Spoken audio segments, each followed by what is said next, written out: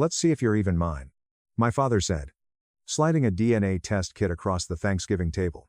It skimmed past the cranberry sauce, past the gravy boat, and stopped against my plate. 25 relatives laughed. My brother slapped his hand and high-fived him. My mother stared into her wine like it held 30 years of secrets. I didn't argue. I didn't leave. I picked up the box, met his eyes, and said one word. Okay. 3 weeks later, the results came in. I emailed them to every person who sat at that table that night. My mother fainted. My father dropped his fork. The test proved I was his only biological child. The golden boy he built his legacy on wasn't. But I'm getting ahead of myself. Before the collapse. Before the will. Before the room turned silent, in a way it never had before. You need to understand how we got there. My name is Ethan Mitchell. I'm 29 years old. I work as a trauma nurse in the emergency department of a regional hospital outside Columbus, Ohio. 12-hour shifts. Gunshots. Car wrecks. Cardiac arrests at 3 in the morning. I'm the guy families look at when monitors start screaming and someone has to stay steady. I rent a 1-bedroom apartment 15 minutes from the hospital. Brick building from the late 80s. The kitchen light flickers if you flip the switch too fast. My truck is a 2013 Ford Ranger with 180,000 miles on it and a cracked dashboard I never bothered to fix. It runs. That's enough. People who meet me at work would probably describe me the same way: calm, controlled, reliable. I don't raise my voice. I don't overshare. I do what needs to be done and I go home. What they wouldn't see is the other part of my life. The part that starts on Bexley Ridge Drive. In a 4,200 square foot colonial, with a stone facade and my father's name welded into the gate. That house is where Thanksgiving happened. Thanksgiving at the Mitchell house was never casual. My father, Daniel Mitchell, hosted it the way some men host press conferences: controlled, curated, deliberate. The house on Bexley Ridge sat back from the road behind iron fencing and trimmed hedges. 200 square feet of brick and stone. He liked to remind everyone he built from nothing after founding Mitchell Industrial Contracting in 2001. The dining table was custom 12-foot slab of Appalachian white oak. Matte finish. Steel inlays down the center. He'd commissioned it from a craftsman in Asheville and made sure every guest knew the story. 12 high-back chairs lined it. My father sat at the head. My younger brother, Ryan, sat to his right in the chair with RM carved into the backrest. Dad had that done when Ryan turned 7. Said it was tradition. Said every empire needed an heir. I sat at the far end, closest to the kitchen, closest to the serving dishes. The unofficial utility position. 25 people filled the room: uncles, aunts, his demotees, Ryan's wife, their 5-year-old son, neighbors who'd somehow become inner circle.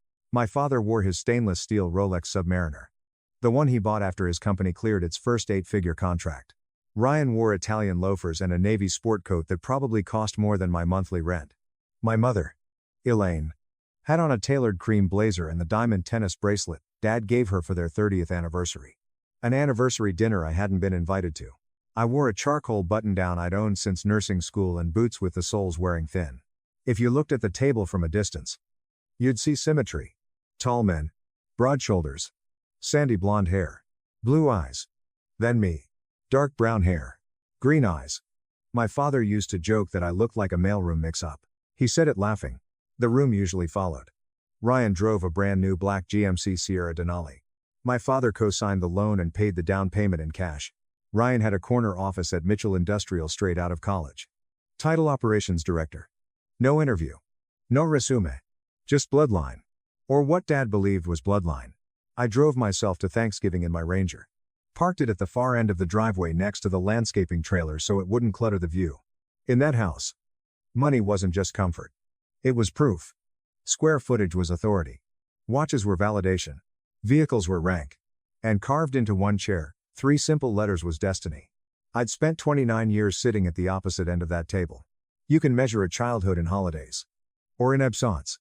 When I was 8, I made my father a Father's Day card. Construction paper. Blue marker.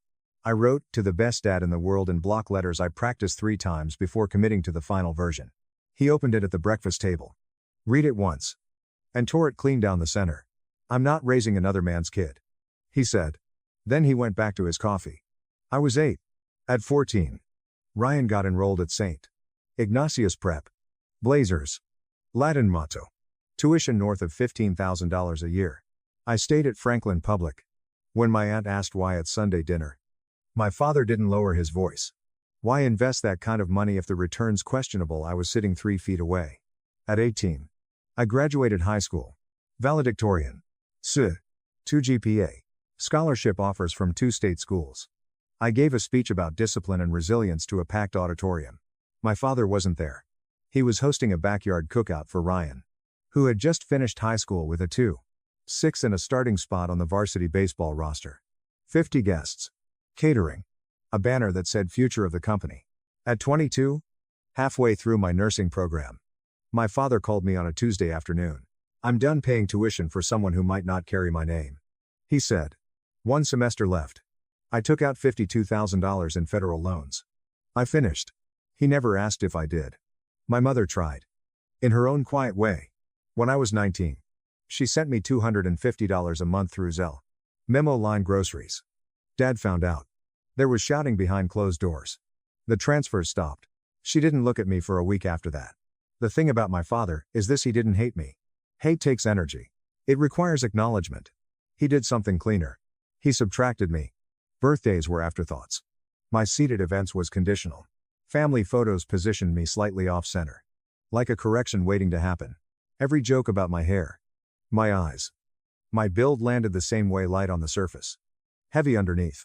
Ryan grew up under certainty. I grew up under suspicion.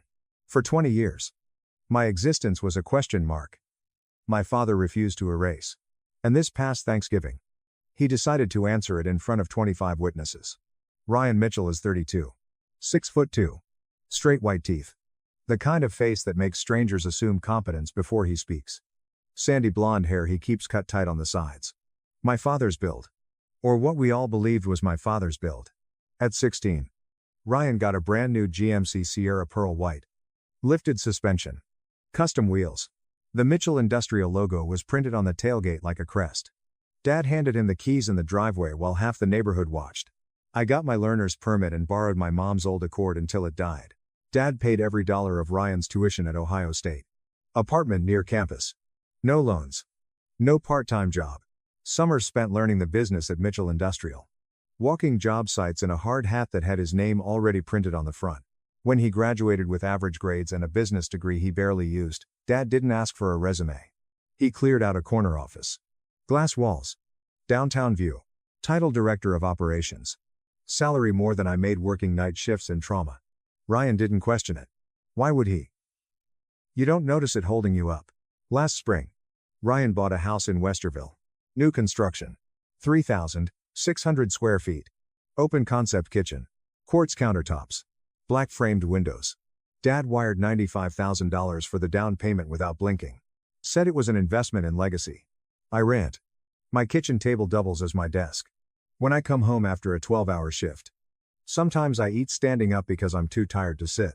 Ryan drives a black Cadillac Escalade now. I drive my Ranger. The paint's faded on the hood. The heater rattles when it's below freezing. It still runs. Here's the part that matters: Ryan isn't cruel. Not intentionally. He grew up being told he was the future. The heir. The proof that Mitchell blood built Mitchell's success. His favorite line. Delivered with a grin that always landed just shy of apology. Don't worry, Ethan. You're still family. Just honorary. Honorary. Like a guest badge at my own last name. Every Thanksgiving. Every Christmas. Every company party. Ryan sat at my father's right hand. The carved chair. The raised glass. The inside jokes about when this is all yours. And every time my father introduced him as my son, there was weight behind it. Pride. Ownership. Certainty. When he introduced me, it was different. Shorter. Less defined. This is Ethan. No title. No future tense. You don't notice inequality when you're on the side that benefits from it. You call it normal. You call it earned. You call it tradition. Ryan believed he deserved the office. The truck. The house. The carved initials. My father believed he'd chosen correctly. Thanksgiving was supposed to confirm that. Instead, it set a fuse neither of them saw burning. My mother's name is Elaine Mitchell. 56. Salon appointments every 5 weeks in Upper Arlington. Champagne-colored Mercedes GLE in the driveway. A supplemental card on my father's Amex that she used without ever looking at the balance. Elaine was never openly cruel. That would have required confrontation. She specialized in something quieter. Absence. When my father made a joke about my hair not matching the rest of the family, she studied her wine glass. When he skipped my graduation, she said he was busy. When he cut my tuition, she told me to give him time. Once, when I was 19, I found out she'd been sending me money. $250 a month. Quiet transfers. No notes beyond groceries. I didn't ask for it. She just did it. Dad found the transactions. I remember the argument through a closed bedroom door. His voice sharp. Hers lower. Defensive. The next month, the transfer stopped. She didn't explain. She didn't have to. At 16, I asked her directly. We were in the kitchen after a Christmas dinner. Dishes stacked in the sink. The house finally quiet. I stood across from her and said, "Am I Dad's son?" She didn't flinch. Didn't blink. She folded the dish towel once. Twice. "Don't ask questions you don't want answers to," she said. That sentence lived inside me for 13 years. I turned it over during night shifts. During birthdays. During every sideways glance across that oak table. Was she confirming it? Warning me? Protecting herself? It took me a long time to understand. She wasn't protecting me. She was protecting the life she'd built. The house on Bexley Ridge. The Mercedes. The country club membership. The annual trip to Hilton Head. Every square foot of that comfort depended on one thing: my father never digging too deep. About a month before Thanksgiving, I stopped by to pick up a box of old photo albums she'd promised me. She was sitting on the couch when I walked in. Phone in her hand. She locked the screen too fast. Deleted something. I saw it in the way her thumb moved. I didn't ask who she'd been texting. I didn't need to.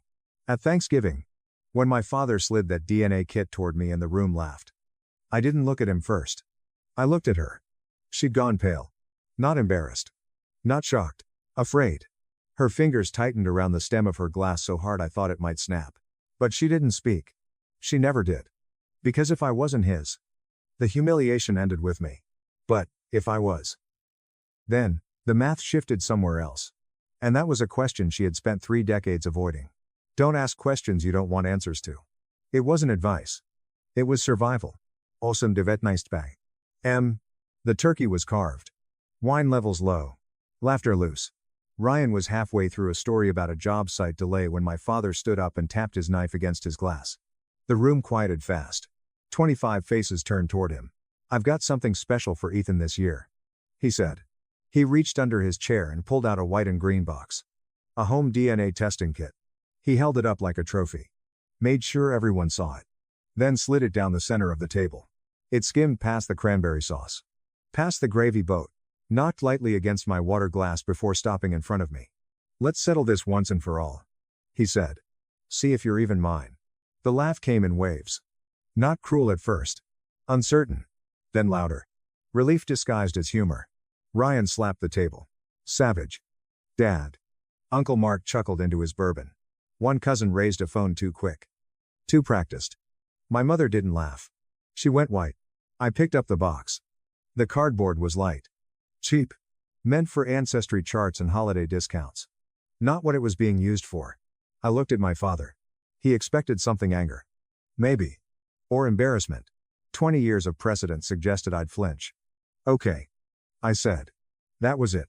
I put the kit in my jacket pocket. I finished my dinner. Passed the rolls. Said goodnight to my aunt. By dziewięć trzydzieści siedem presa. I was in my Ranger. Driving back to my apartment. At Zecha Dois Brzecha. The family group chat lit up. A photo. Me holding the box. Mouth slightly open. Caption from my father: "Guess we'll find out if the mailman was busy in '94. Ryan replied first. 3 laughing emojis. Then DNA doesn't lie. 42 members in that thread. Not one, message said. That's out of line. I screenshotted everything. You wanted the truth. Dad? So did I. The kit my father gave me was useless for what he wanted. An over-the-counter ancestry test doesn't determine paternity. It estimates ethnicity and sends you marketing emails. That night, at Unsprezicha Trapline, I ordered a legal paternity test from an AABB-accredited laboratory in Chicago. Not a hobby kit. A court admissible test. Chain of custody required. Documentation notarized. Results that hold up under oath.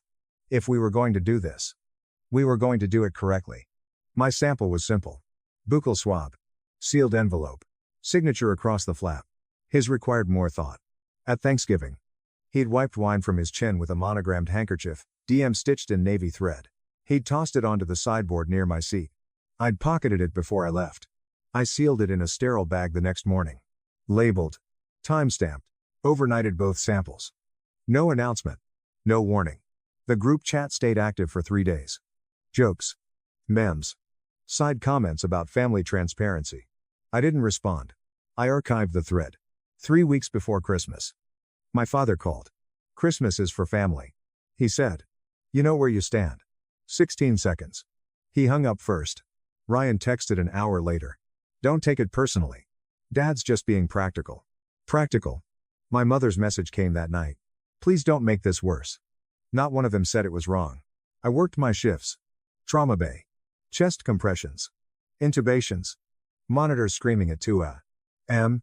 The kind of nights where decisions are measured in oxygen saturation in seconds. Between patients. I checked the lab portal. Status. In analysis.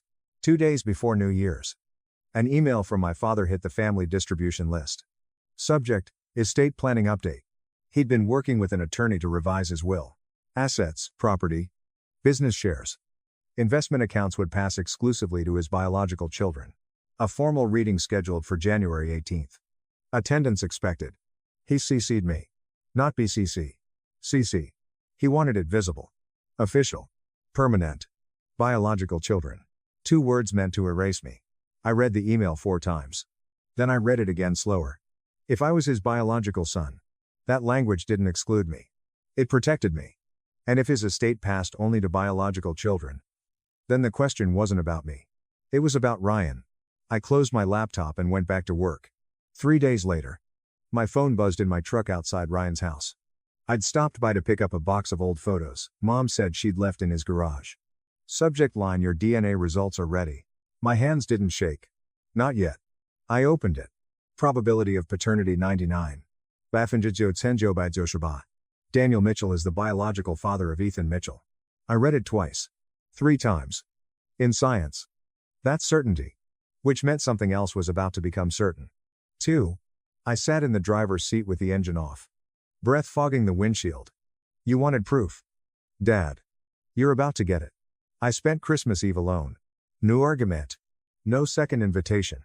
Just silence after the phone calls. I stopped at a tree lot off Henderson Road on my way home from shift and bought the smallest fir they had. 4 feet tall. $65. I shouldn't have spent. I set it on the corner of my kitchen counter next to my laptop and a stack of hospital paperwork. I didn't decorate it. Didn't see the point. Dinner was boxed mac and cheese and a glass of cheap bourbon I'd had since last winter. The apartment was quiet except for the hum of the refrigerator and the occasional car passing outside. Across the parking lot. Other windows glowed. Silhouettes moved behind curtains. Laughter carried faintly through the cold. At unsprezicie potrzet shidoi pra. M. I opened my email. The lab notification was still there. Unread attachment. Official copy available for download. I stared at it for a long time. Not because I doubted the result. Because once I opened it, something would shift permanently. Suspicion would turn into fact. And facts don't negotiate. I closed the laptop. Poured the rest of the bourbon down the sink. Turned off the kitchen light. The results would still be there in the morning. And so would I. I didn't call my mother. I didn't call Ryan. I called a lawyer. Her name was Catherine Doyle. Estate attorney. Office on the 2nd floor of a narrow brick building downtown. Wedged between a tax firm and a barbershop that had been there since the 70s. No elevator. Metal railing cold under your hand. Her office smelled like paper and coffee. Shelves lined with Ohio probate code. Files stacked in precise columns. No wasted movement. I found her the way most people do search results and reviews. Direct. Doesn't sugarcoat. Knows the law. I showed her 3 things. The DNA report. The email about the will, assets to biological children only. The screenshots from the family group chat. She read everything twice. No commentary. No raised eyebrow. Just assessment. The language is clear. She said finally. If the will distributes assets exclusively to biological children. And you can prove you are one. You have standing. Strong standing. And if someone else isn't, I asked. She held my gaze. Then under the exact wording your father chose. They would have no claim. Silence settled in the room. You understand. She continued. Once this is presented, your father will demand a retest. And if he does, he'll test everyone. I nodded. You're prepared for that, it should have been done years ago. I said. Something in her expression shifted, not sympathy. Respect. The strategy was simple. Let the document speak. January 18th. 9:48 a.m. Howard Ellis's office sat in a red brick professional building off Broad Street. Carpeted hallway. Framed diplomas. The kind of place that smelled like dust and authority. I arrived 12 minutes early on purpose. The conference room held a long walnut table and 12 leather chairs. I took a seat halfway down, not at the end. Not near the door. Neutral ground. My envelope sat inside my bag at my feet. Sealed. Notarized. They arrived in clusters. Uncles first. Then cousins. Then Ryan and his wife. Claire. Ryan wore a tailored navy jacket and the kind of confidence that comes from never having been publicly wrong. My mother came in behind him. Eyes already red. My father entered last. Charcoal blazer. White shirt. Rolex catching the overhead light. He didn't walk into rooms. He assumed them. Howard cleared his throat and opened a leather binder. This document represents the stated testamentary intentions of Daniel Mitchell. Dated January 3rd. Skip to the distribution. My father said. Howard nodded. All real property, business interests, and financial holdings shall pass exclusively to his biological children. As verified by legally recognized documentation at the time of execution. Biological children. The phrase landed again and again as he detailed the assets. The house. The company shares. The investment accounts. Total estimated valuation $4. Un million. Ryan leaned back in his chair. Satisfied. My father glanced at me once. Brief. Certain. When Howard finished, he folded his hands. Are there any questions or objections? I stood. I have one. Every head turned. Not emotional. I said. Procedural. I walked to the door and opened it. Catherine Doyle stepped inside. Gray suit. Portfolio in hand. My name is Catherine Doyle. I represent Ethan Mitchell. My father's jaw tightened. There's nothing to contest. He said. Your draft specifies distribution to biological children only. Catherine replied evenly. We're submitting documentation relevant to that clause. I reached into my bag and removed the envelope. Smooth. Light. Heavy. I placed it at the center of the table. You wanted to know if I was yours. I said. You asked in front of 25 people. I took the test. Catherine opened the envelope and read. Paternity test conducted by Lakeview Forensic Labs. AABB accredited. Subjects Daniel Mitchell and Ethan Mitchell. Probability of paternity 99. Bafinjijo Tenjo by Joshaba. Silence. Daniel Mitchell is the biological father of Ethan Mitchell. My father stared at the page like it was written in a language he no longer understood. That's not possible. He said. The lab is court admissible. Catherine replied. Chain of custody documented. Notarized. Ryan leaned forward. He manipulated it. There's no way. Catherine didn't look at him. If Mr. Mitchell intends to execute a will restricted to biological children, it would be prudent to confirm biological status for all named heirs. The word all shifted the air in the room. My father's eyes moved to Ryan. Then to my mother. I didn't accuse anyone. I didn't need to. I'm your biological son. I said evenly. The document confirms it. If you want to leave everything to your biological children, I support that. Ryan stood up. What are you implying? I'm presenting facts. My father turned to my mother. Is there something I need to know? She didn't answer at first. Her hands were flat on the table. Shoulders rigid. Breath shallow. Daniel, she started. Answer me. The room held its breath. It was before Ethan was born. She said. It was. One time. My father's face didn't change. Not at first. With who? Greg Turner. The name landed hard. Old subcontractor. Early years of the company. My father did the math out loud without meaning to. Ryan was born in October of '93. No one moved. Ryan looked at her like she'd spoken another language. Mom. She didn't look at him. I'm sorry. My father's hand tightened on the table. He looked at Ryan. Really looked. I'm your son. Ryan said. Everyone says I look just like you. My father's voice came out low. You look like Greg. Ryan staggered back a step like he'd been hit. The room shifted. Chairs scraping. Someone swearing under their breath. I didn't move. For 20 years. That scrutiny had been aimed at me. Now it wasn't. I spoke once more. I didn't come for the money. You asked for the truth.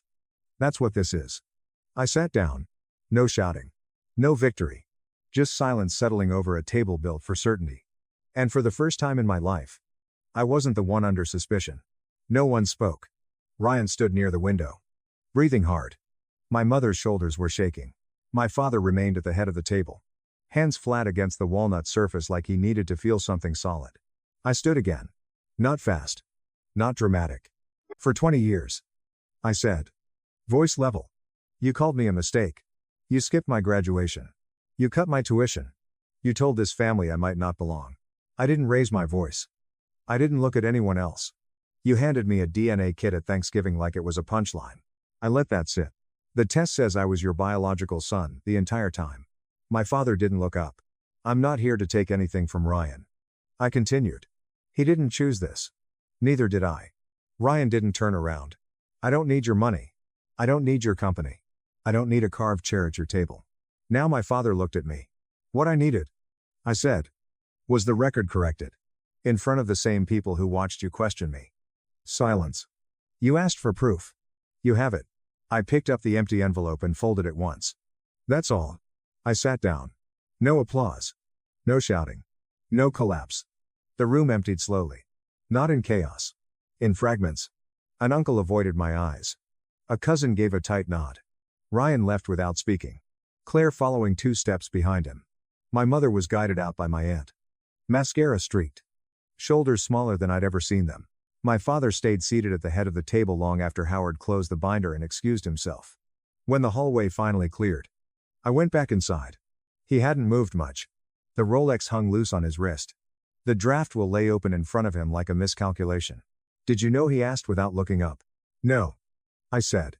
I just stopped ignoring it. He nodded once. Slow. 3 days later. Ryan called.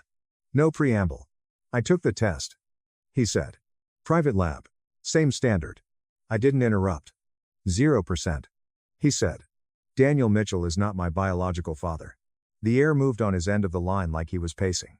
Did you know it was me? He asked. No. I said. I only knew it wasn't me. Silence. I called you honorary my whole life. He said. Guess I was the guest.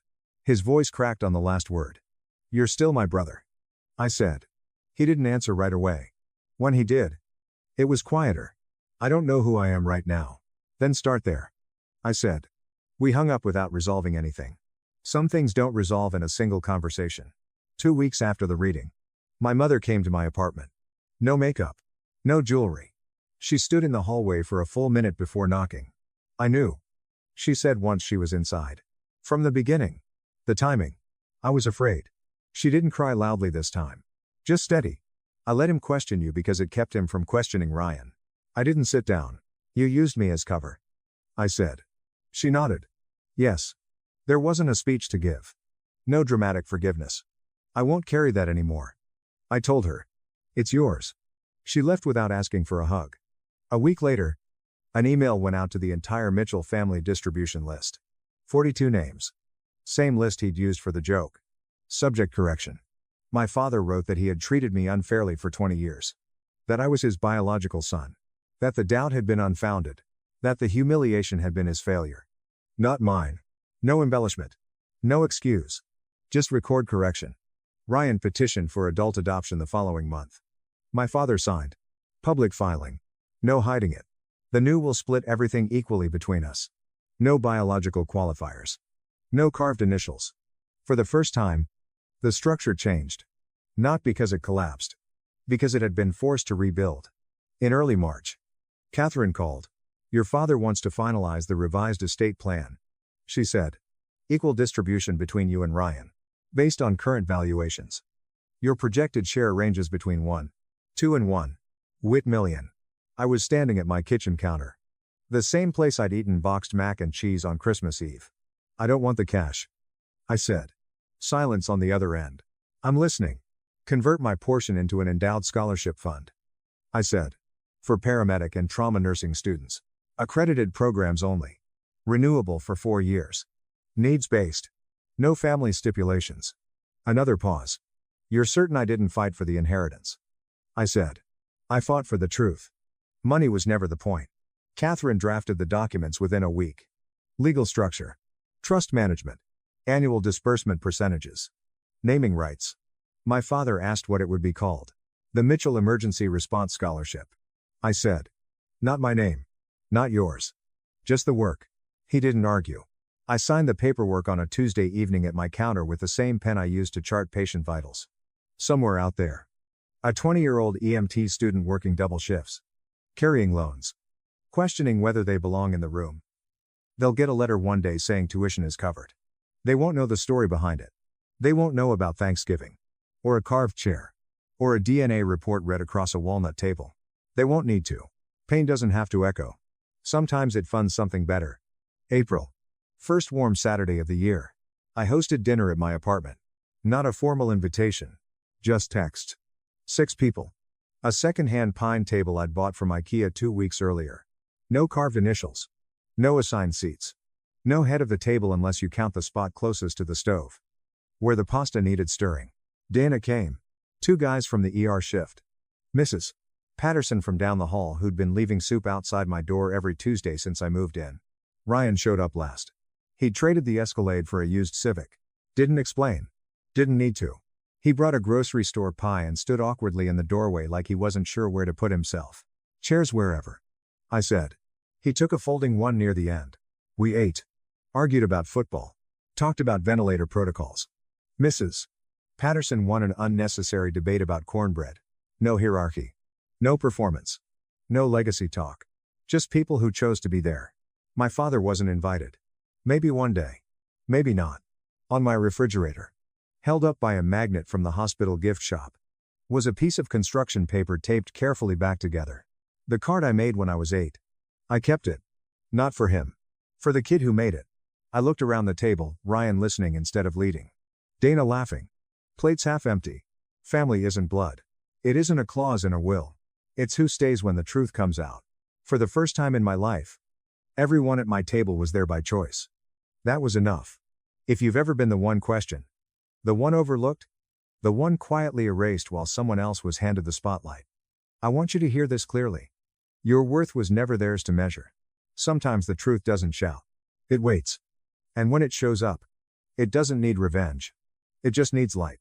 If this story meant something to you, if you've lived through your own version of that table, that silence, that correction, let me know where you're watching from, and what time it is there right now. Hit like. Subscribe if you want more stories like this. There's another one waiting. This story is a work of fiction inspired by common family dynamics. Any resemblance to real persons or events is purely coincidental.